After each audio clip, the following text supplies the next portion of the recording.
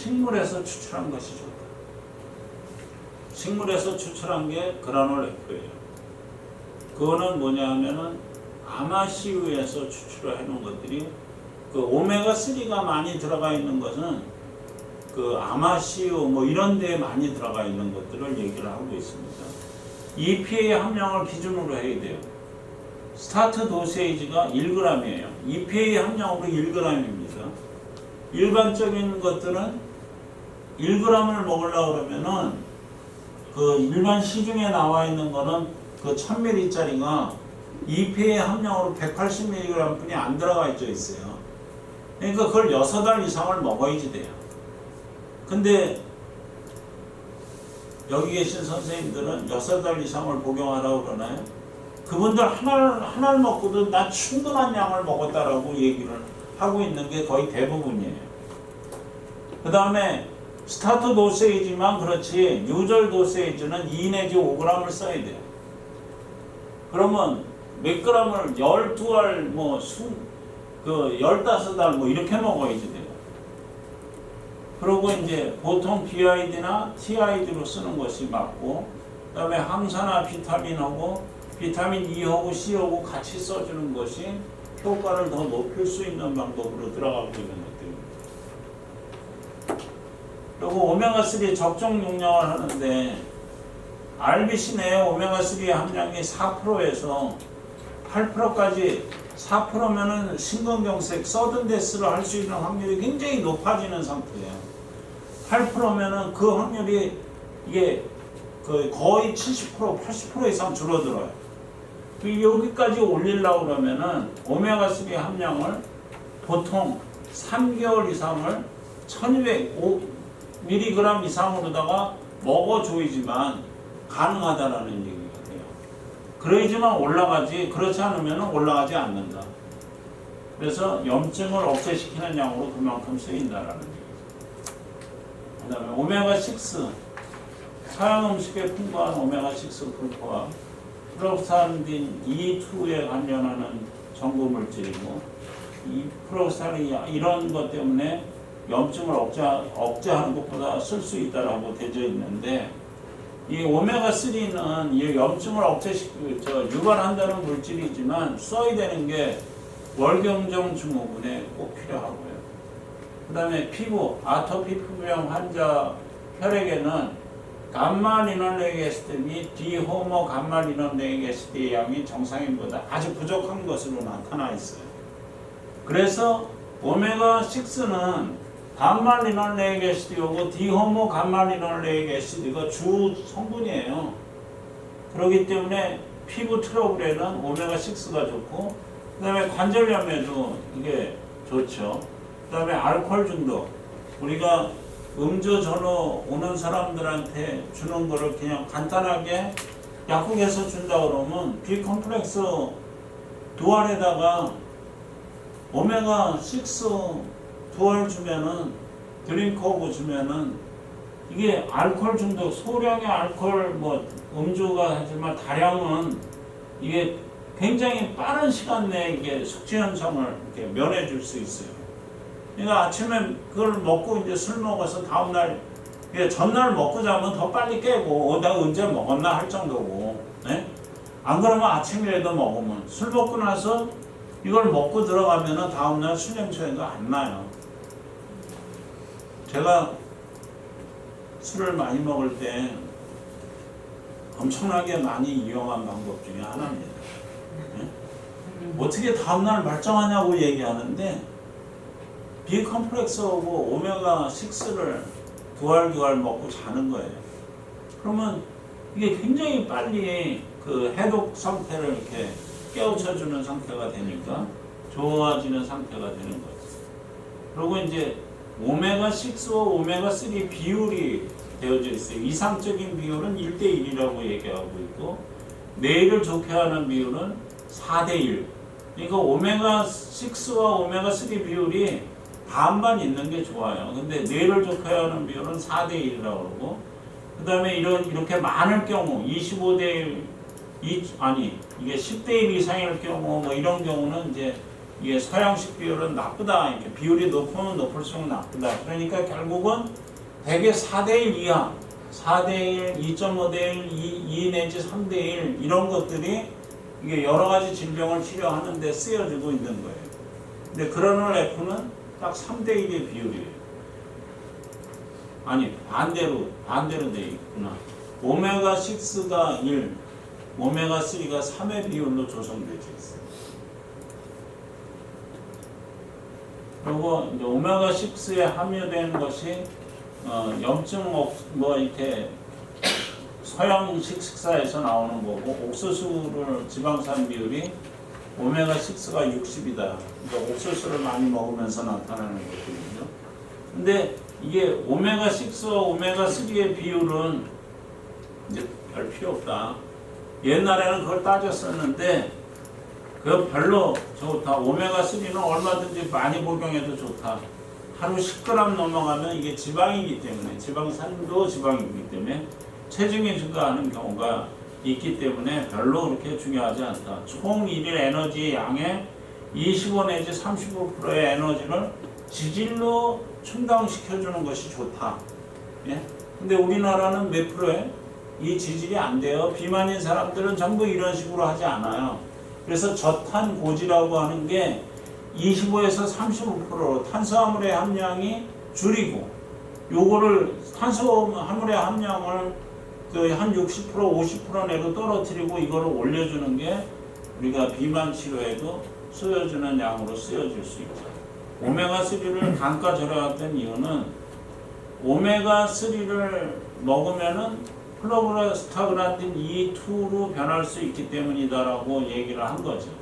오메가3를 많이 먹으면 염증을 유발시킨다라고 했기 때문에 이거를 잘 복용하지 않았던 건데, 실제는 이게 실험에 의해서 따져보니까 0.2%만이 아라키도닉 애시드로 변환되는 것을 찾아냈기 때문에 별로 이제 오메가6를 별로 이렇게 싫어할 이유가 별로 없어지게 됐다. 이거는 하버드, 스탠퍼드 등 12개 저명 의대에서 오메가6의 연구 논문을 모조리 검토해 본 결과 그런 효과가 나타났다라고 얘기하고, 나타나는 게 아라키도닉 애시드로 넘어가는 게 0.2%라는 것들이 밝혀지게 된 연구 자료입니다. 그리고 지방산이 이제 수하라고 하는 거는 이중결합에 이게 탄소 하나가 깨지면서 이쪽에 수소가 붙는 것을 얘기를 하는 건데, 이것을 산패된다라고 얘기를 하고 있는 겁니다. 지방산의 수화는 기름이 고형화되는 과정이죠. 산화에 반대되는 거예요. 보관기간이 증가하고 가열에 재성한다. 그래서 이게 트랜스 지방산인데 그 심혈관 질환에서 이게 시스폼과 트랜스폼으로 이제 구분이 되어 있는 거예요.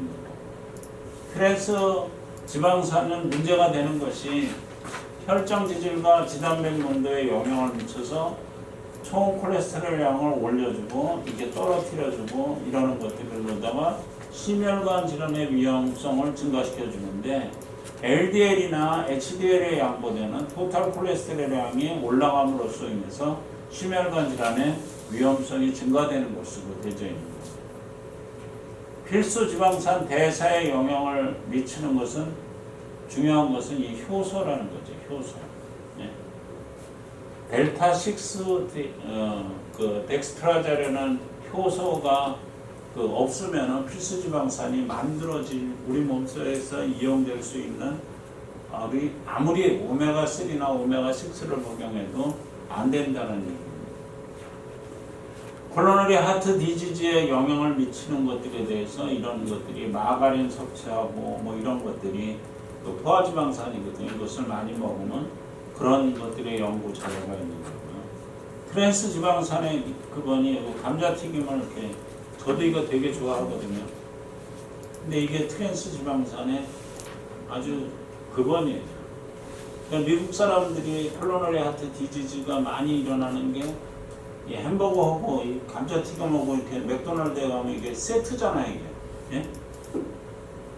거기다 콜라하고. 예? 먹기는 편해요. 근데 몸속에서는 별로 이렇게 산패, 오일의 변성, 이중결합이 파괴되는 것들을 얘기합니다. 이게 수소 첨가작용이나 비타민 E를 첨가해주면 되는 거예요. 산패.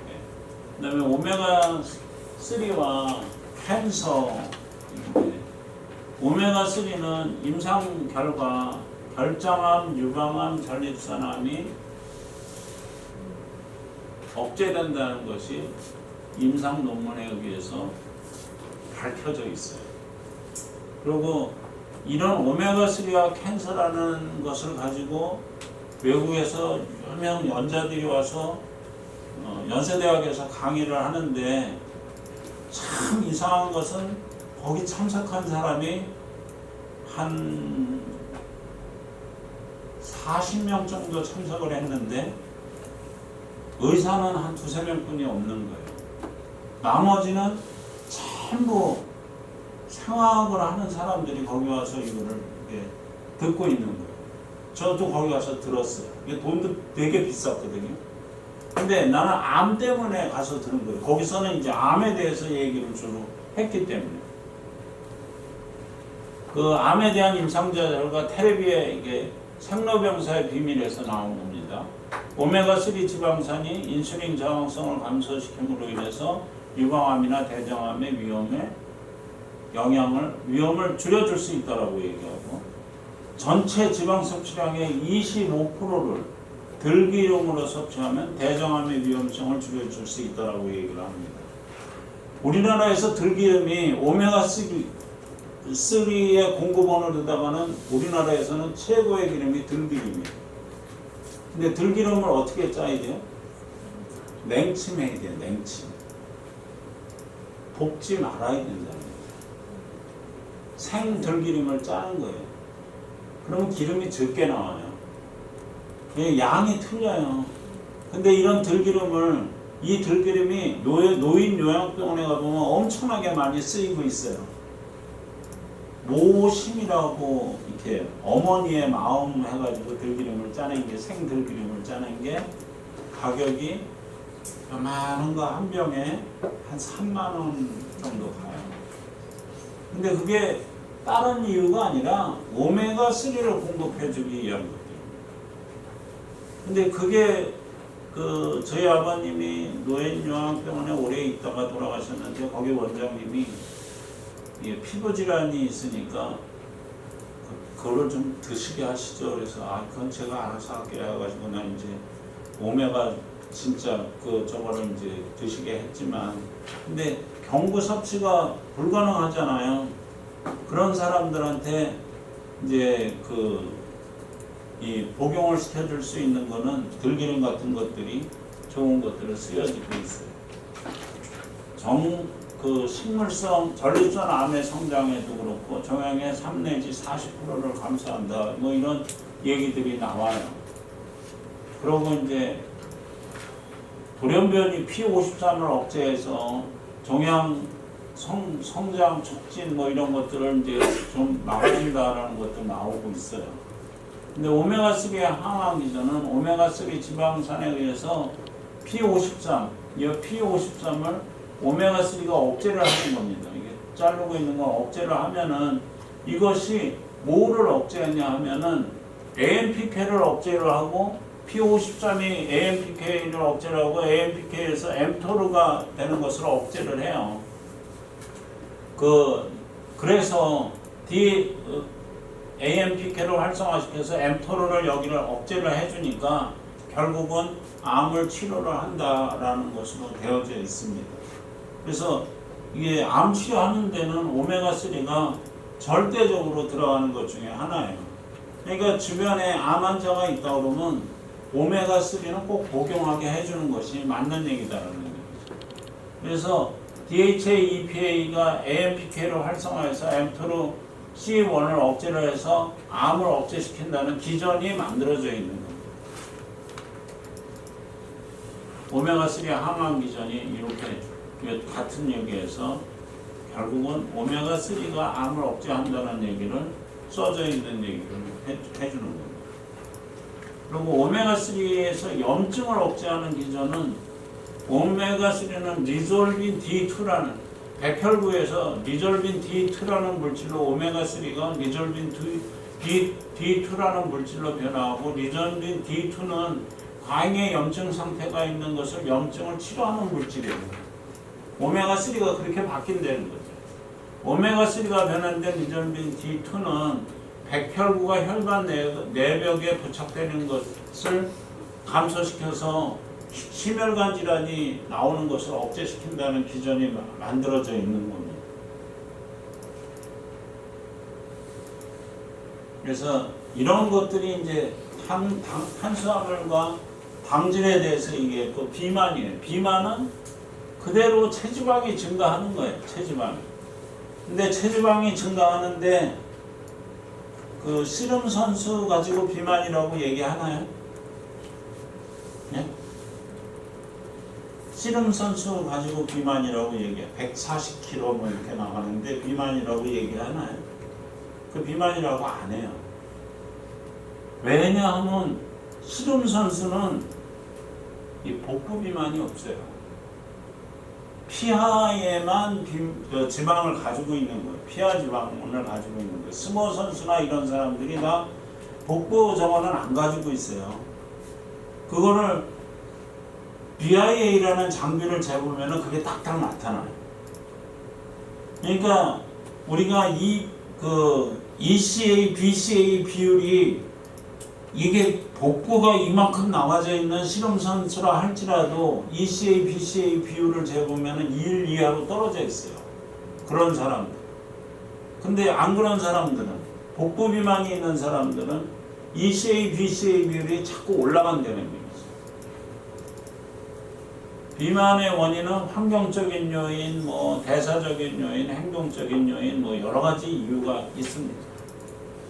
WHO가 추천한 비만은 우리가 그 클래스 2 BMI 기준이 35에서 39.9가 비만이라고 얘기를 하고 있어요. 물론 여기 30 미만이면 다 비만이에요.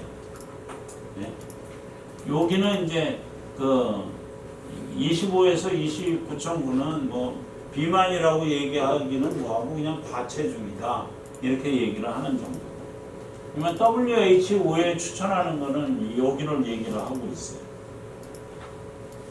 비만은 여러 가지 성인병이라고 하는 우련 퇴행성 질환들을 유발할 수 있기 때문에 비만이 위험합니다. 근데 체중 조절에 영향을 주는 요인들을 보게 되면 첫 번째가 독성물질이에요. 두 번째는 장내 세균총. 우리가 비만균이 있다라고 얘기를 하죠. 비만을 유발하는 균이 부조화. 스트레스, 수면, 신경혈관 물질의 부조화, 갑상선 기능 부조화, 성호르몬 부조화, 인슐린 저항성, 식이의 편향성, 산성화 이렇게 나타나는 것이 체중 조절에 영향을 주는 요인이라고 생각을 합니다. 그래서 비만을 치료하려고 그러면은 이 부분을 먼저 봐줘야 돼요. 그래서 독성 물질이 들어가게 되면